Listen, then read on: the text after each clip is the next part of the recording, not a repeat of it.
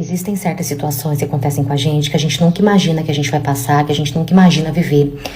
E recentemente aconteceu uma situação super chata comigo e eu não tô sabendo lidar com essa situação. A minha cliente, ela pediu pra fazer o Pix a hora que ela chegasse na casa dela, né, o Pix do meu trabalho, e eu deixei, só que ela morreu no caminho. O que aconteceu? Há um mês atrás, uma senhora entrou em contato comigo querendo fazer botox. Passei o orçamento pra ela tudo certinho e ela fechou. Ela quis agendar comigo, passei os horários pra ela e ela agendou, escolheu um horário lá e agendou. Só que na hora de mandar o sinal, ela falou que ela não sabia, né, mexer com essas coisas, ela não sabia fazer Pix pra ela poder confirmar o sinal e que o filho dela não estava na casa dela naquela hora. Só que ela falou assim: moça, eu quero muito fazer com você porque me indicaram o seu trabalho, eu quero muito fazer e eu dou a minha palavra, eu prometo que tal dia eu vou estar aí sem falta. E acabou que eu fiquei com dó, porque realmente tem gente que não sabe mesmo mexer nessas coisas de Pix e tudo mais, ainda mais quando é senhor, é senhora. Então eu deixei, falei pra ela, não, tudo bem, eu vou confirmar aqui pra senhora tal dia, tal horário, sem o sinal mesmo. Beleza, chegou no dia, ela chegou no horário, tudo certinho, até aí, ok. Fiz o procedimento nela, atendi ela super bem, até que acabamos, né, finalizamos o procedimento e na hora de pagar, ela falou que ela iria pagar por Pix. Só que ela perguntou se ela poderia pagar a hora que ela chegasse na casa dela, porque como ela falou, ela não sabia mexer no Pix. E antes de sair da casa dela, o filho dela não estava, então por isso que ela não tinha feito antes.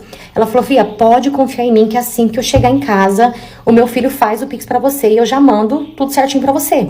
E beleza, eu vou fazer o quê? Falei pra ela que tudo bem, a hora que ela chegasse na casa dela, ela fazia então o pagamento pra mim. Ok, nisso ela pediu pra eu chamar um Uber pra ela, porque ela também não tinha Uber, ela não sabia chamar Uber.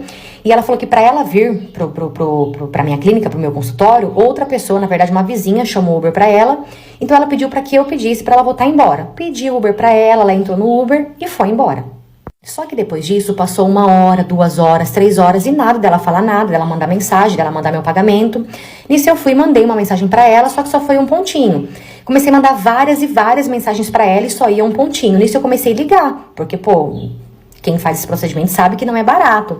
Então eu comecei a ligar e o celular dava desligado. Já entrei em desespero, pensei comigo, não é possível que eu tomei um golpe de uma senhora.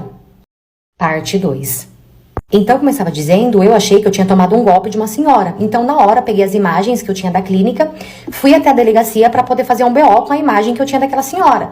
E lá eu cheguei na delegacia, falei que eu tinha feito o procedimento tal na minha clínica, que ela pediu para fazer o Pix na casa dela, só que até agora ela não me retornou, que o celular tá dando desligado. Eu falei, eu acho que eu tomei um golpe dessa senhora, então eu quero fazer um BO. Quando eu mostrei a imagem dessa senhora pro policial, o policial ficou olhando assim pra imagem e ele falou assim, moça, essa senhora é a senhora que faleceu hoje de tarde no acidente tal em tal lugar. E ela tava de Uber, só que só ela faleceu, tá? O Uber não morreu. E quando ele me deu aquela notícia, eu fiquei mal, sabe? Eu fiquei triste porque... é uma coisa estranha, é uma sensação ruim, eu não sei explicar, mas eu senti uma coisa assim, eu senti dó, sabe? Eu falei, gente, que dó. Porque, pô, tava comigo agora, tipo, de manhã, de tarde já não tava mais. Beleza, eu voltei pra casa e assim, completamente pensativa nisso, não conseguia parar de pensar nessa senhora, sabe, pensar na situação, pensei, não vou mentir também, pensei, falei, pô, eu não vou receber, e era um valor bom, sabe, 3 mil reais, é o dinheiro pra eu pagar as minhas contas. Mas beleza, fiquei durante um bom dia, assim, umas 2 semanas mais ou menos assim, sem fazer nada, só pensando mesmo no prejuízo, vamos dizer assim. Até que 2 semanas depois, eu decidi procurar o filho dela pra ver se eu conseguia receber do filho dela. Então eu fui atrás e eu comecei a procurar, até que eu encontrei a conta dele no Instagram e mandei mensagem. E dava pra ver que era ativa, porque ele postava stories, então dava pra ver que era ativa. Mandei mensagem e ele visualizou. Quando ele visualizou, ele não me respondeu. Então eu fui, mandei uma outra mensagem, comecei a mandar mensagem atrás de mensagem pra ver se eu tinha um retorno. Eu tava, gente, 3 mil reais. E nisso ele me respondeu, dizendo que ele não podia pagar, que ele não tinha dinheiro e que ele não poderia pagar. E que não era pra eu esperar porque eu não ia receber. E agora eu tô totalmente sem saber o que fazer. Conversei com o advogado. Meu advogado falou que até podemos entrar, só que vai demorar muito, então às vezes nem compensa. E ele falou, tenta conversar com o cara, sei lá, falar pro cara ir pagando você de pouquinho em pouquinho. Mandei mensagem novamente, o meu advogado mandou mensagem pra ele, sabe, falando pra ele, olha, vai pagando aos pouquinhos, se você puder, pra ajudar. Só que ele insiste em falar que ele não tem dinheiro e que ele não vai pagar. Ele fala assim, eu não tenho de onde tirar. Ele fala, eu não tenho dinheiro, então não adianta, eu não vou pagar, eu não vou conseguir pagar. E assim, são 3 mil reais que tá fazendo muita falta, mas assim, muita falta, porque... Esse dinheiro, gente, ia pagar praticamente todas as minhas contas, a maioria das minhas contas que eu tenho alta, e eu ia, sabe, ficar até aliviada, mas pelo jeito eu não vou receber. Mas agora eu pergunto pra vocês, eu tô errada em cobrar o filho dela? Eu tô errada em querer receber o meu dinheiro? Eu entendo o luto, sei que essas coisas podem acontecer, mas o que custava ele me ajudar, pô? Eu ajudei a mãe dele. Essa história também não é minha, e sim de uma seguidora que mandou pra mim lá na PP Vizinho. Aproveita e vem me acompanhar lá também, você já sabe, né? Eu vou amar ter você comigo lá todo dia. Tchau!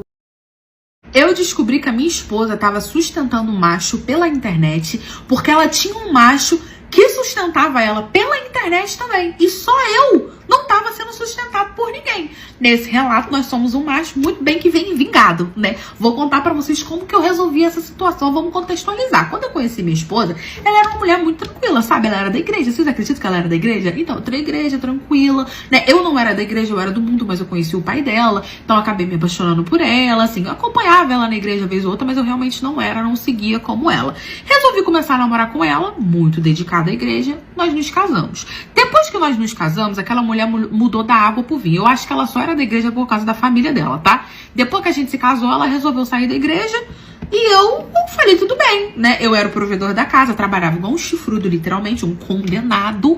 Trabalhava muito pra poder não deixar faltar nada. A gente não tinha, assim, uma casa, né, luxuosa, mas tinha tudo direitinho, tudo bonitinho, né? Tudo bem. Eu dei um telefone pra ela, porque nem telefone ela tinha. E eu acho que essa foi a minha desgraça, porque desde que eu dei o telefone pra ela, foi quando eu comecei a ganhar os meus chifres. Por quê? Ela começou a fazer umas amizades fora do mundo, fora da igreja, do mundo, no caso, né? Porque antes ela só tinha ali a galera da igreja. Depois que ela saiu da igreja, a gente começou a passear, né? Ela começou a sair, conhecer a vizinhança, até porque a gente foi morar em outro bairro, longe da família dela. Ela começou a conhecer as pessoas e ali ela começou a fazer umas amizades, e essas amizades apresentaram pra ela a internet, que ela não sabia nem o que era direito.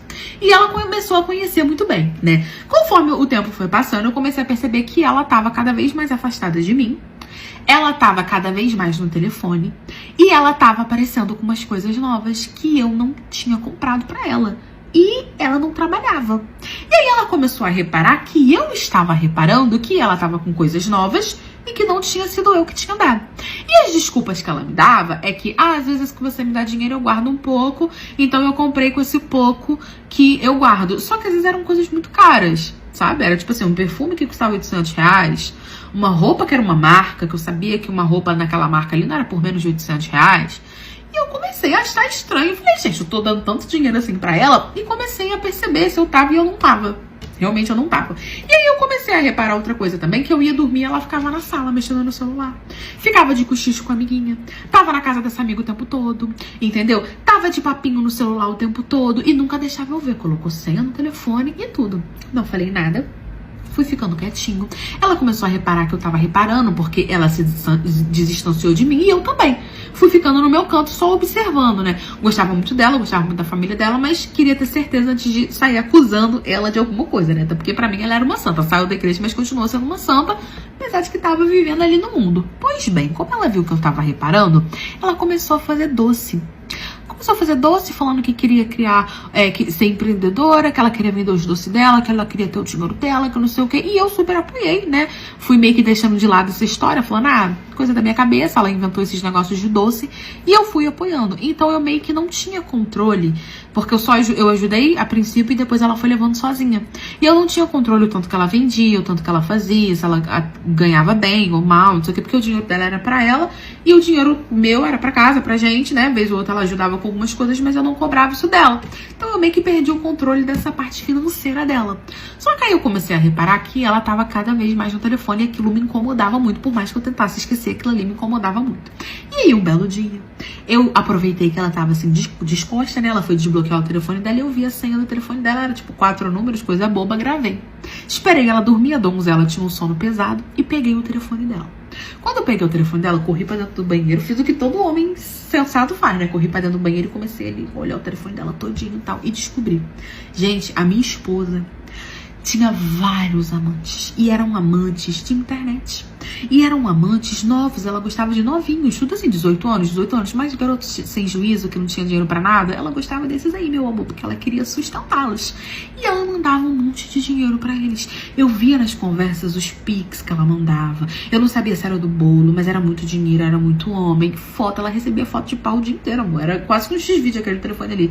E eu não entendia de onde ela tava tirando dinheiro pra poder sustentar tanto um homem. Ela tinha uma rede social na qual ela postava foto extremamente sensual, com outro nome, outro sobrenome, que ninguém, tipo assim, não mostrava muito o rosto, sabe? Eu mesmo quase não reconheci, só vi porque, né, eu conheci o corpo da minha esposa.